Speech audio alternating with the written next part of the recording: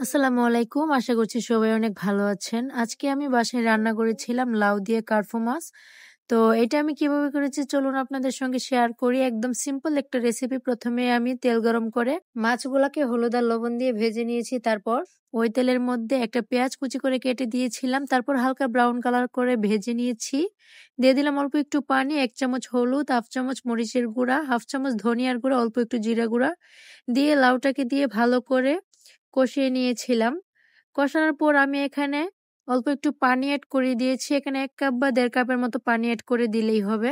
পরিমাণ মতো লবণ আর মাছগুলা দিয়ে দিলাম। মাছগুলা দেওয়ার পর অল্প একটু নেড়েচেড়ে মিশিয়ে দিয়েছি। তারপর ঢাকনা বন্ধ করে লাউটা যতক্ষণ না পর্যন্ত সেদ্ধ হয়ে আসছে ততক্ষণ রান্না করেছি। সবশেষে আমি উপর থেকে ধনিয়া পাতা ক্রাশ করে দিয়েছি। ধনিয়া পাতা কুচি দিলে কিন্তু তরকারিটা অনেক টেস্ট হয়। আর আমি কিন্তু ২ টা কাঁচামরিচও এড করেছিলাম মাঝখান দিয়ে ভেঙে। ওইটা হয়তোবা আপনারা ভিডিওতে ভালো করে দেখলেই বুঝতে পারবেন। আর লাউ বলেন, চাল কুমড়া বলেন, মিষ্টি কুমড়া বলেন, যেকোনো মাছ দিয়েই কিন্তু এইভাবে রান্না করতে পারবেন সেম প্রসেসে। রেসিপি ভালো লাগলে অবশ্যই একটা লাইক দিবেন। সবাই ভালো থাকবেন। আল্লাহ হাফেজ।